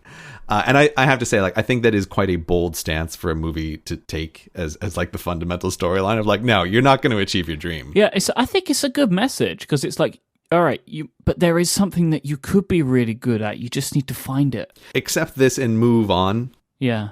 Like, I went through my own version of this when I was younger, where it's like, for a long time, I wanted to be a fiction writer. Like, I wanted to write novels. Mm-hmm. And I spent a lot of time trying to write novels, and at one point, I had to just grow up and be like, you know what, man? You write some really shit fiction. Like, you just have to understand this and move on. I don't even want to know how many thousands of words like I attempted to put out. But it's like, but it's an important moment, right? To recognize that. Like, you're just, you could spend from now until the end of your life trying to write a novel and you will never succeed. So like recognize it and move on. So I like that in Monsters University. I think it's a rare movie that kind of goes against the grain. But so the question about like Pixar as an entity that can survive in the indefinite future producing great movies. Now, the thing that we have to mention is, even though I think the second half of that list is weaker than the first half of that list, nonetheless, like the average batting for Pixar is great. Yeah. Like a mediocre Pixar movie is better than most movies that are made. Yeah, not even just animation, just flat out. Yeah, just flat out movies. But yeah, it's just like I really felt a lot less convinced by Ed Catmull's own story about Pixar like 2 years on than I was the first time I read it. And partly that's because it's like, okay, I haven't seen it yet, but they put out The Good Dinosaur, which didn't really get great reviews. And then looking at their future movies, it's like, okay, for the next 5 movies you have planned, 4 of them are sequels. I think part of this, though, is that there has been a problem with some of those sequels. Because like he talks about like 3 movies every 2 years, one of them a sequel to new properties. Right. They haven't put out a sequel in a while, but they've had a bunch of new ones. So I feel like there's been some production bottlenecks with the sequels. Yeah, maybe. Because they had like what? Brave, Inside Out, The Good Dinosaur. Right. So those were all new. Yeah. And then it's going to be Finding Dory is next. Cars 3. Coco, which is their new one. Did you say Cars 3? Cars 3. They're making a Cars 3? Cars 3. The thing is with Cars, though, it is a monster merchandise seller. Monster. Yeah, I'm sure it is, but that's also where it's the same thing with like Monsters Inc. Like I'm sure that's a pretty good merchandise one as well. And I was just thinking like when he's talking about we don't think about the merchandise, it's like okay, but like here I am Disney sitting does. I'm sitting here in 2016 and knowing that you're going to produce Cars 3, and it's like I mean here's the thing, I want to make it really clear, like there's nothing wrong with a movie studio making money off of merchandising. I don't have a problem with that, but it's a different thing when I'm reading a book about how great Pixar is and how Pixar is different and how I think quite rightly one of the things that makes them different is not putting an emphasis on this stuff, but now knowing that it feels like we're in a place with Cars 3 and Toy Story 4 that the merchandising really does matter. I don't think Toy Story is a good example because there hasn't been a bad one, and I will take another one. Toy Story 3 was arguably the best Toy Story movie. I get it with Cars. I just think the Toy Story 1 is just like everybody just wants more Toy Story. Yeah, I mean, and now this is of course always the problem with movies, that you start getting into like the realm of subjectivity. Yeah, Toy Story 25. Right. Again, it'll be there eventually, like Jaws. But so I guess like just bringing it back, I think the book is interesting, but I'm not sold on the second reading that they have actually solved the problem that they have aimed to solve. Yeah, one of the things that I struggle with in this book is the idea of candor. So basically, we've mentioned it already, but if you haven't read the book, one of the tenets that they believe in is people being honest to each other and being able to be honest about ramification. Mm-hmm. This is in feedback, and they continue to enable that. But like anybody can talk to anyone. You don't have to go through chains of command, and they call it candor because truth and honesty, and they're two harsh words. Mm-hmm. I just can't get on board with people being completely honest to each other in creative work. I just can't get on board with it. I just can't imagine people being completely honest. It just doesn't sit with me. There might be an idea in Pixar of people being more honest, and but I can't imagine someone saying to somebody that they really don't like a piece of work, and the majority of people that work at Pixar being able to accept that for what it is, brush it off and move on. It can't work everywhere. It just can't, because people are humans and they have emotions, and their emotions get hurt. Yeah, but see, that's where I think like that's some of the best stuff in the book is his harping repeatedly on the idea that in creative work you should not associate yourself with the creative work, right? Maybe like if you live in Pixar, you can do this, but I don't think that this is an easy thing to do, to have people do. Like maybe, you know, they talk about it and work on it so much inside of Pixar that it works, but I just struggle to see it like that. This is where I think he is trying to convince the reader of an idea that is not the normal idea. Yeah, oh, definitely. Yeah, and definitely. So, yeah, in my experience, in all of my working experience with other people, people are impossible to separate from their ideas. Like someone comes up with a dumb idea for how they want to change the curriculum next quarter, and if you attack that idea, they take it as an attack on them, and it's like, oh, Christ, like, can we talk about the thing? Like, we're not talking about you. Like, that is a far too prevalent natural human reaction. But I think that's what I really like in this book is him just repeatedly hammering on this. Yeah, this might be my bias of like just believing it can't be true. You know, like, because it really, I think anybody that works with creative people can see how far-fetched or difficult an idea this seems to be, because people do get upset. Yeah, but you can't produce really good stuff if you are associating yourself with the idea.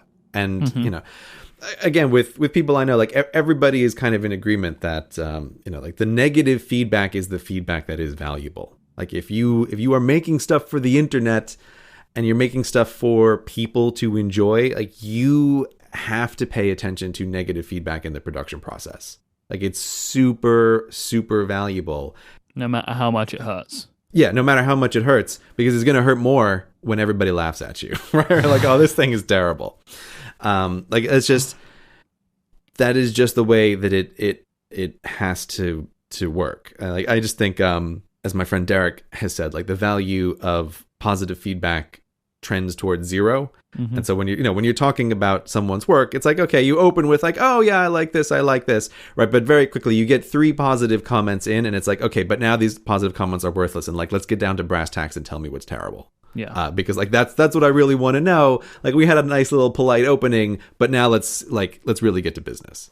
And so I think a lot of the stuff that he talks about in Pixar with this idea of trying to set up what he calls this brain trust, where people are reviewing the movie and trying to evaluate it as a thing separate from the person who has created it, and talk about what is the problems with this movie, not like what is the problem with your movie.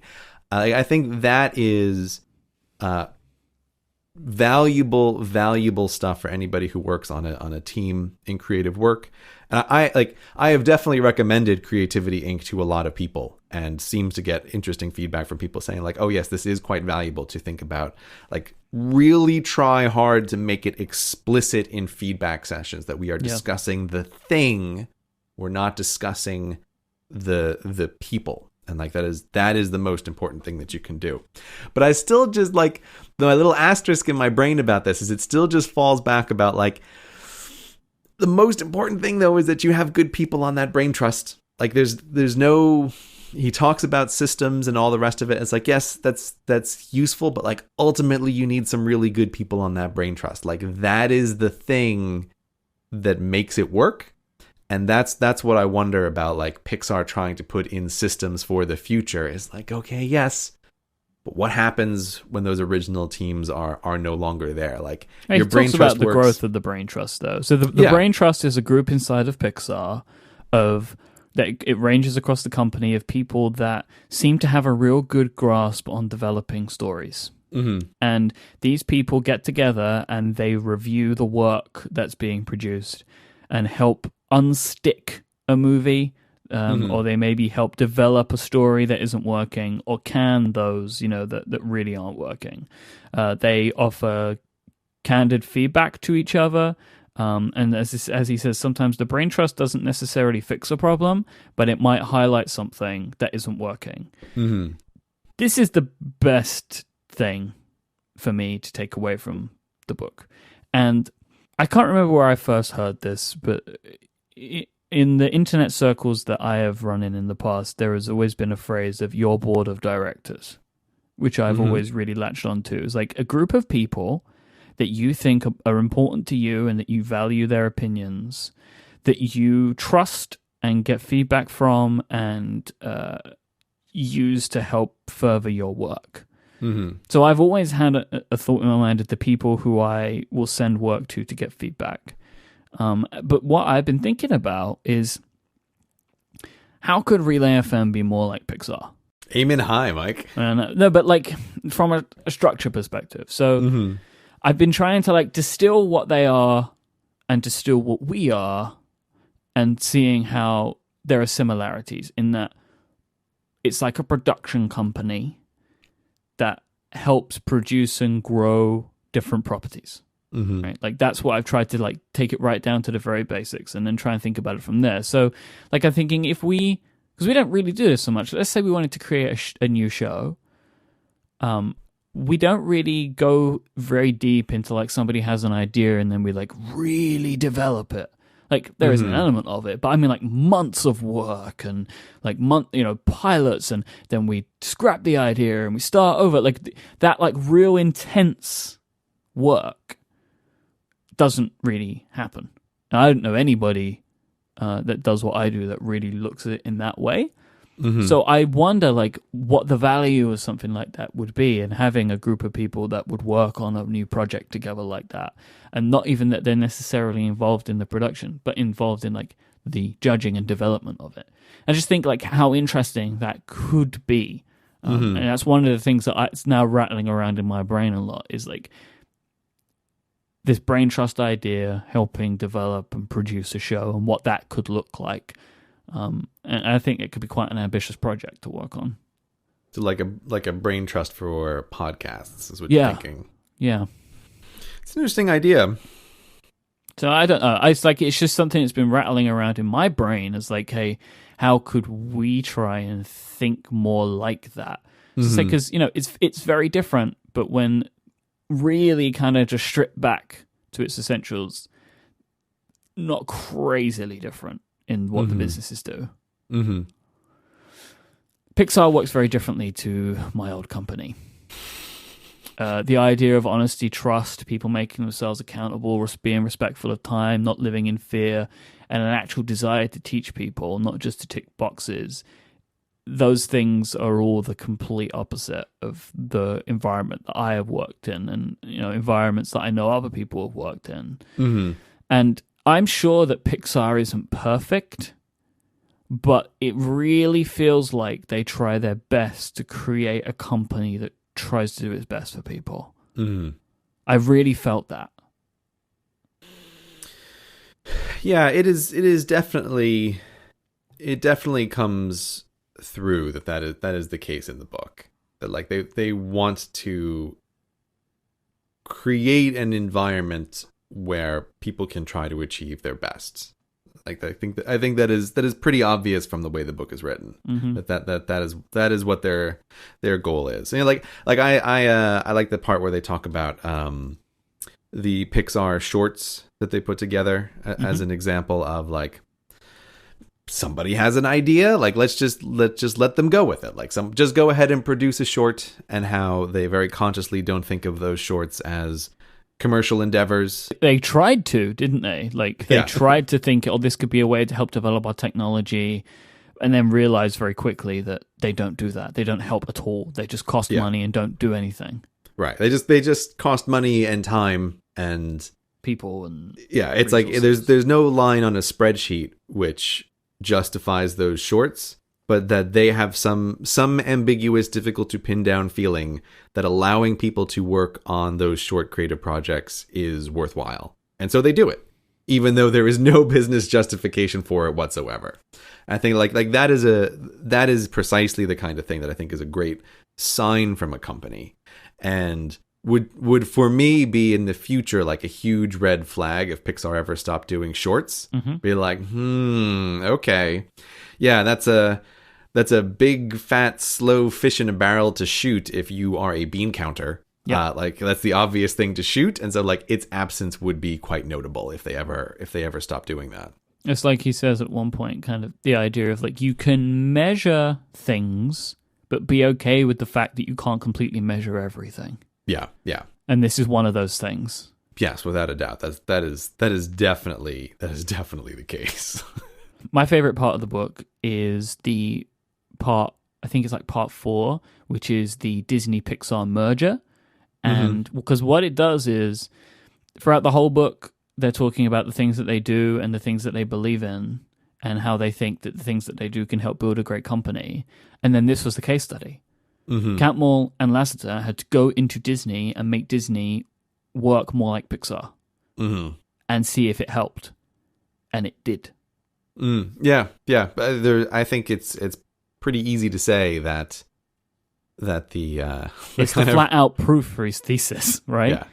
And it also has the interesting mirror of almost like a reverse merger in the same way that Apple bought Next, and it's like, yeah, but did you like maybe Next took over Apple? Exactly. I mean, and who was responsible for both of those? Yeah, it's like Steve Jobs, like, oh hi, Steve Jobs showing up again, like this exact same maneuver, rolling and in. There is definitely a feeling of like, did Disney buy Pixar? Like legally, yes, but it certainly feels like Disney has been very Pixarified. Yeah, it's why it's a merger and not an acquisition. Yeah. You know, the smaller companies' leaders came in and run the new team. Right. Yeah. It's interesting. It's interesting to see. It's interesting to see. But it also does like give this funny feeling of like, is Pixar as ahead as they used to be? Like, well, maybe not, but it's also like entirely their fault in some ways with Disney. Like, Disney seems to be making much better stuff than they used to. Getting out of the wilderness finally with their ownership of Pixar. So I gotta say, like, I really enjoyed this book. I enjoyed it from an entertainment perspective. I found it very, very interesting just to hear the story. But there were things in it that really I have pulled out, like the idea of the brain trust and thinking about what that looks like for me, and the idea of thinking about people with talent, thinking about giving people the ability to do work. Like, there are a lot of things in this book that really I think I'm going to put a lot more thought into. And there are still things from E-Myth that I think about, though, genuinely. And there are still things that we need to do and want to do for our business that were spoken about in that book. There is benefit in these books, and I hope that we're able to distill these down for people if they don't want to take the time to listen to these 12-hour books. I have to say, one of the biggest things for me, though, from this is Pixar has now joined the very small group of companies that I would take a job at. I don't think there's a job for me at Pixar, but listening to their culture and the way that they work, like I could work in that. I could work in that culture. That's high praise indeed. What are the other companies on that list? Cards Against Humanity. Okay. And Field Notes. Okay. All right. That seems a very Myke list of places that he would work. Yeah. Like, I think people would say like Apple. I don't know if I could do it. No, God, who would want to work at Apple? I don't know if I could do it. I don't know if I would want to be as quiet as they would want me to be. Too much pressure, major secrecy. Like, I'm very grateful for all the people who do work at Apple, but man, yes. I think like that's a tough path, perhaps in life. I would not take a job at Pixar. Okay. I would do voice work for Pixar, but I would never take a job at Pixar. I don't think that would be what I would do. Like, I'm pretty happy with my one man, totally unscalable, frustrating in some ways, but incredibly liberating in other ways business. There's just a couple of final points. Just looking through my notes, some of which were double highlighted from me from 2 years ago and me from now. One of the things which is a point often reiterated in creative work, but I think is always useful to emphasize, is Ed Catmull talks about the baby, like the ugly baby, and how the early drafts of all creative work are horrifying, Like they're not good to look at. That they take a lot of work to go through.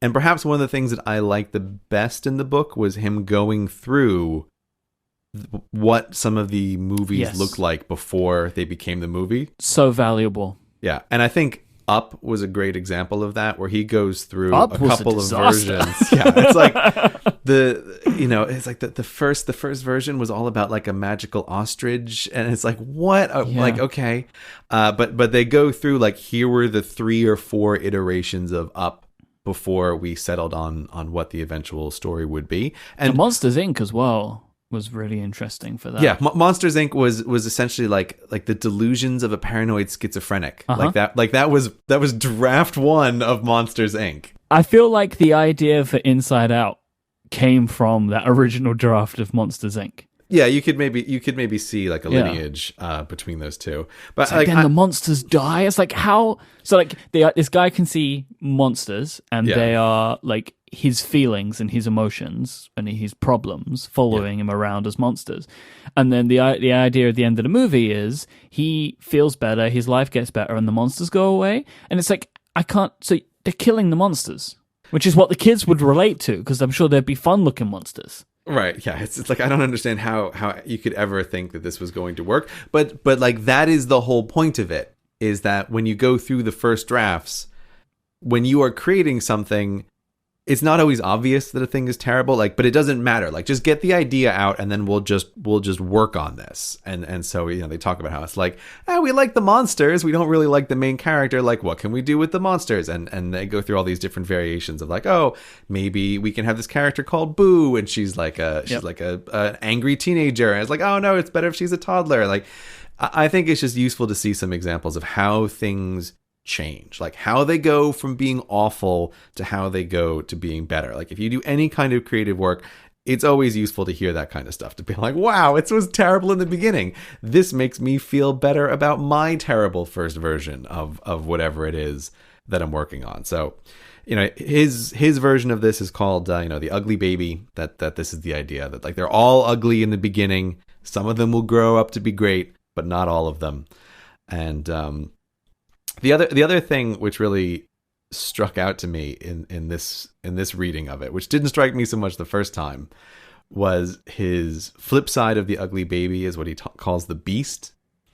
And he talks about feeding the beast, where like you as a company end up creating this pressure for you to keep producing stuff.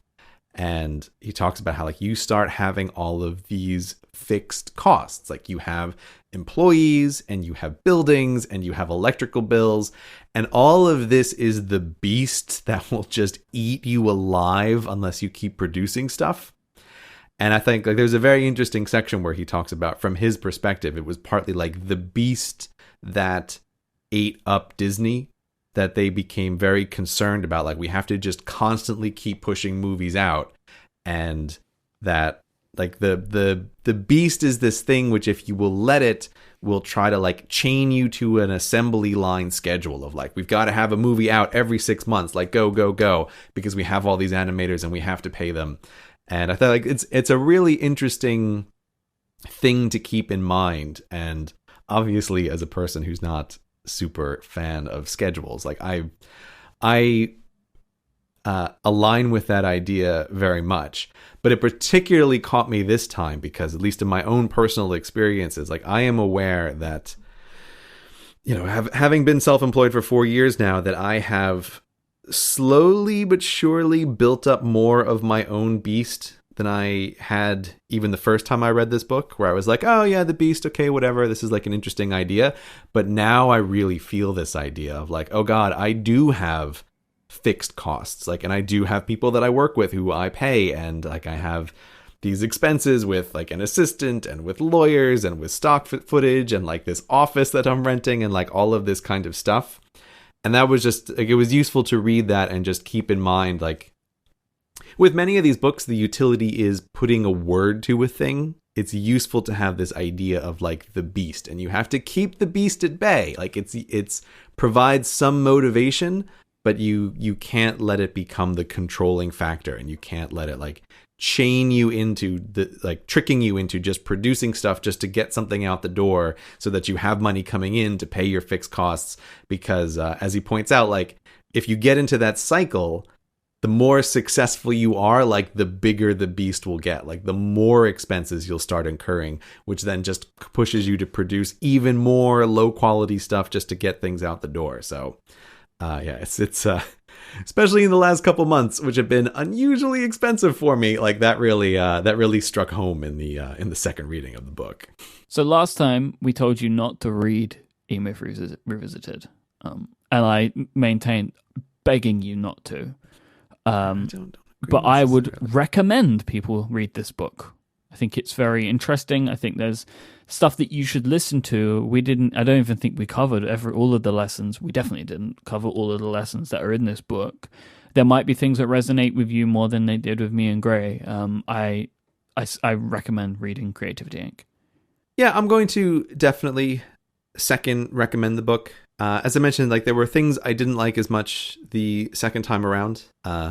Small nitpick. I really don't like the narrator for the audiobook. I hate the narrator. Oh man. Okay, can we talk about that for just a split second then? Yeah, he's not as bad as our previous narrator, but I don't like his voice. I don't like the way it sounds. I don't know what Ed Catmull sounds like. I have no idea. But the narrator is like, okay, so I kept having this feeling that the narrator is basically like an over-enthusiastic grandpa who's telling you stories that should be interesting, but it's his very enthusiasm and the way he is emphasizing stuff that makes it uninteresting.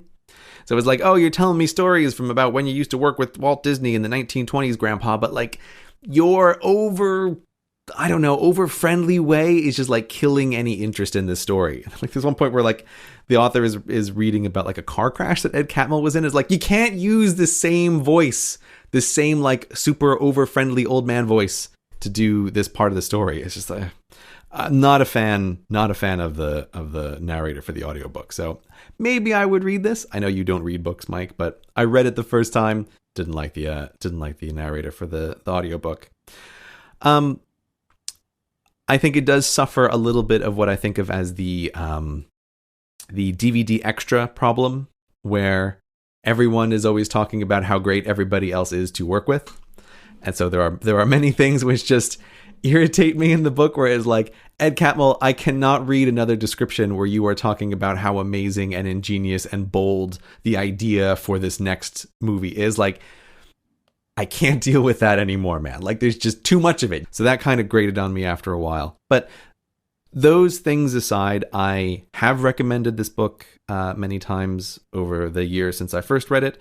And for anybody working on a team, I would definitely continue to recommend it. So, Creativity Inc. Check it out.